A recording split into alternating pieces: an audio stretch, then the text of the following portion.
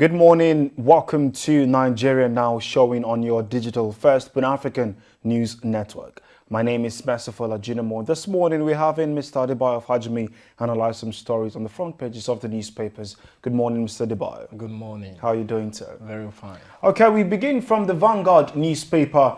And of course, the banner headline there is the big story that's trending on the news outlet. And that's gloves off, Obaseki, Wike fight dirty over party issues. That's on page 5. The writer says Obaseki rises to Shaibu defense. Tells Wike PDP not his personal property. Adds Rivers governor can't intimidate, cow or procure Edo people for his ambition. And the last writer says Wike fires back at Obaseki, says he's a serial betrayer. Asks him to apologize to Oshomole. I know it's less than a year to, of course, the elections are talking about 2023 general elections, and we should expect all of this kind of front and back. But what can you say about this update, talking about what is happening in Edo State? Honestly, it is needless for me. There is no basis for all this back and forth, all this argument, firing at each other, all this rebuttal and all of that. Because it's not surprising because in this part of the world we don't take governance serious. Party politics, partisanship is what we are very passionate about. So I expect whatever is going to be coming between these two party men should be issue that has to do with governance, how to make life more better for the people, and even how to make the party more stabilized, more stronger in that state than all this back and forth. Having said that, I will say that if this crisis is not well managed, if this fires to each other is not well curtailed, it may not spell well for the party come 2023 because if you look at the country at the moment, we have more of APC in the states and we have less of PDP. So they should think of, because if care is not taken, if they frustrate this man enough, he may leave and go back to where he came from. So and that will not be good enough for the party. So I think whatever the differences or indifferences is, they should talk and look at how they can resolve it amicably. But I don't think this is what we need, at a time like this, especially for the people of Edo State. So it's needless, so to say. All right, that's on page 5 of the Vanguard newspaper. There are some stories from the very top. We see NURTW crisis. Despite union suspension, Olumo's boys in ticket sales racket. And then besides that, we see ASO extends rollover strike by 2 months. We are seeing that on page 3. Talking about energy crisis, nationwide blackout as national grid collapses. That, of course, is on page 6 of the Vanguard newspaper. On page 19, Nigeria's external debt service rises 37% to $2.1 billion. And that's on page 19 of the Vanguard newspaper.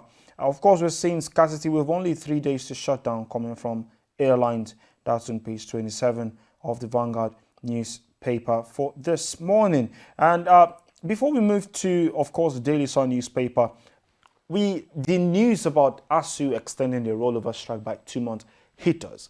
And yesterday we had people talking about it from all quarters, talking about the fate of Nigerian students who have all gone back home. And now we're seeing 60 days for this to keep happening. What's your take on this? Yeah, we keep talking and we won't relent, in talking. But, even as we talk, we expect that government do the needful, rises to the occasion, and take the bull by the horn.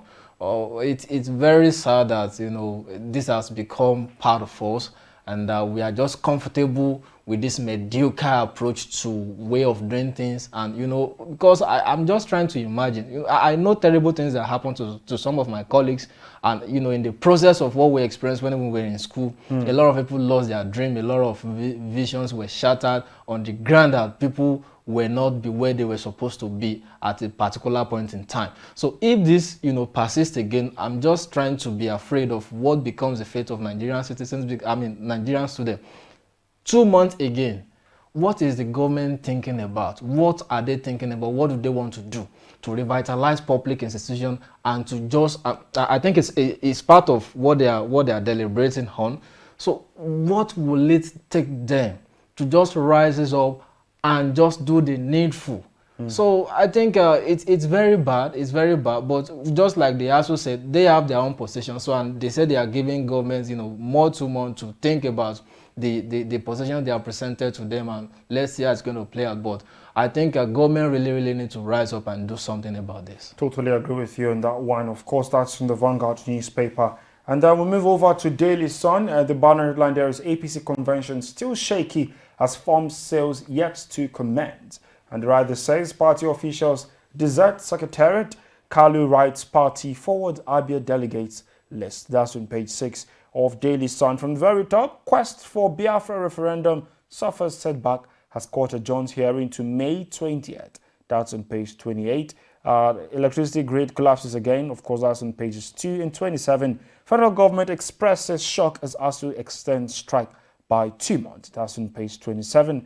Talking about 2023, Enugu West Council Chairman, PDP Exco Capet Ekweremadu over zoning denial. That's on page 26. Wike hits back at Obaseki. Of course, we've spoken about that. Is on page 6 as well.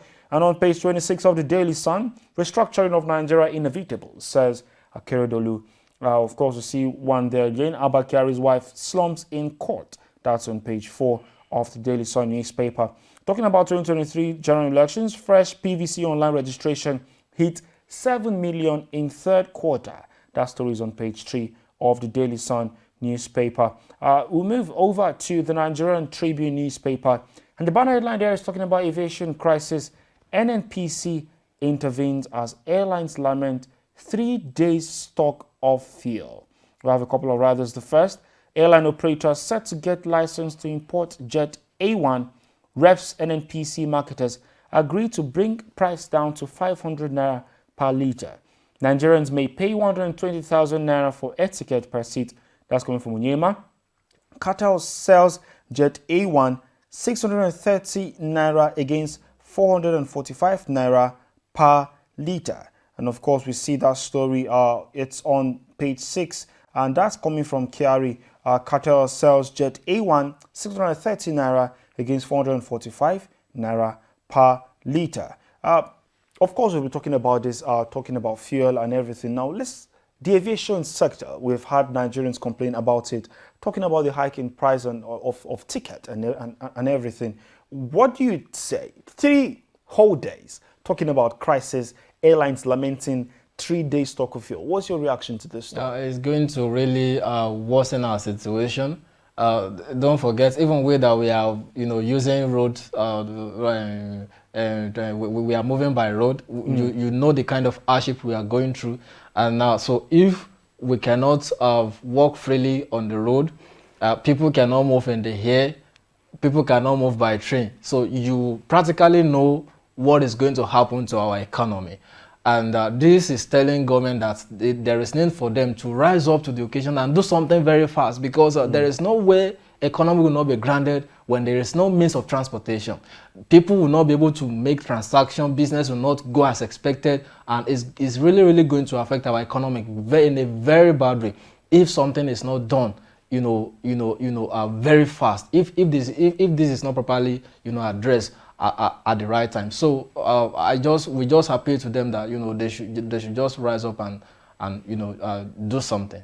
Definitely, I do agree with you on that one. On the Guardian newspaper, the banner headline there is CBN in fresh plan to wean banks off cash handling risks cost. That's of course on the front page of the Guardian. That continues on page 2 of the newspaper. From the very top, Russia-Ukraine war and biting realities in Nigeria. Of course, that's on page 12 of the Guardian newspaper. I guess we've come to the end of today's edition of Nigeria Now. Thank you so much for joining us today in the studio. Thank you very much, Rob. And don't forget, viewers, you can always stay updated on our website, www.tostvnetwork.com. And our social media handle is at TOSTV Network on Instagram, Facebook, and Twitter. Don't forget to also like and subscribe to our YouTube channel so you do not miss out on any video we have for you. Thank you for joining us again today. My name is Merciful Ajinomo. Bye and see you tomorrow.